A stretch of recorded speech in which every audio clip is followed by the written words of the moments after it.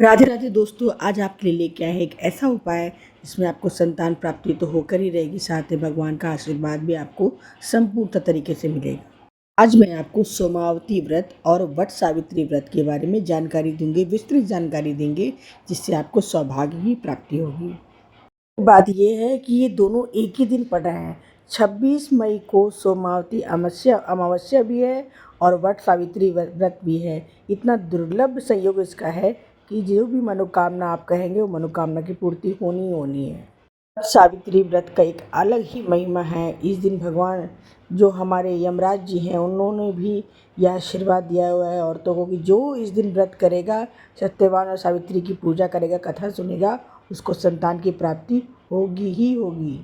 ऐसा इसलिए कहा जाता है कि इस दिन सावित्री को भी 100 पुत्रों का आशीर्वाद प्राप्त हुआ था। व्रत से संतान की प्राप्ति होती ही होती है, साथ में आपके पति की भी उम्र लंबी होती है। आप सभी को पता होगा कि सत्यवान की मृत्यु हो गई थी, लेकिन सावित्री के पतिव्रता नारी के होने से तब से उनको फिर से जो जीवन था, वरदान मिला था। ये जो दिन है बहुत ही पवित्र दिन होता है। सुबह जल्दी उठ के स्नान करें, स्नान करने के बाद घर में पूजा पाठ करें, उसके बाद सूर्य देवता को अर्घ देना है। इस दिन बहुत सारी राशियां भाग्यशाली होने वाली हैं। राशियों की जानकारी देने से पहले मैं आपको कुछ उपाय की जानकारी दे देती हूँ। 26 मई को अमावस्या भी है, तो पितरों को सबसे बड़ा दिन माना जाता है। तो आप किसी भी पीपल के पेड़ के नीचे जाके पीपल के जड़ में जल जरूर अर्पित करें। नैवेद्य जड़ाएं, आप कच्चा सूत लेके जाइएगा और 7 बार परिक्रमा करते हुए धागे को बांध दीजिएगा अपनी मनोकामना कहते हुए। उसके बाद भगवान शिव के मंदिर में भगवान शिव का अभिषेक करना है।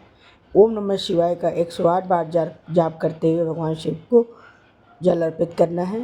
इससे आपकी सारी मनोकामना पूरी होगी।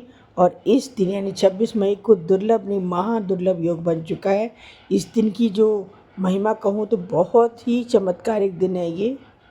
भगवान शिव को खीर का प्रसाद घर से बना के ले जाएं और उनको समर्पित करें। भगवान को खीर का प्रसाद चढ़ाने से आपको जो संतान पुत्र प्राप्ति का जो योग है प्रबल होगा और आपको संतान पुत्र की प्राप्ति होगी। उसके बाद बट वृक्ष के नीचे जाएंगे, वहाँ भीगे हुए चने चढ़ाएंगे, सफ़ेद सूत का धागा बांध देंगे और एक दीपक जला के आप चले आइएगा। कन्या मास से आपको पुत्र संतान प्राप्ति तो होगी, साथ में धन की प्राप्ति होगी, मान सम्मान की प्राप्ति होगी, सुख समृद्धि की प्राप्ति होगी। मेष राशि, तुला राशि, मकर राशि, वृश्चिक राशि, धनु राशि, कर्क राशि और हमारी वृश्चिक राशि, ये सारी राशियाँ बहुत ही ज़्यादा भाग्यशाली रहने वाली है। महादुर्लभ संयोग बना हुआ है और आप यकीन मानिएगा आपकी सारी मनोकामना पूर्ण होगी। राधे राधे, हर हर महादेव।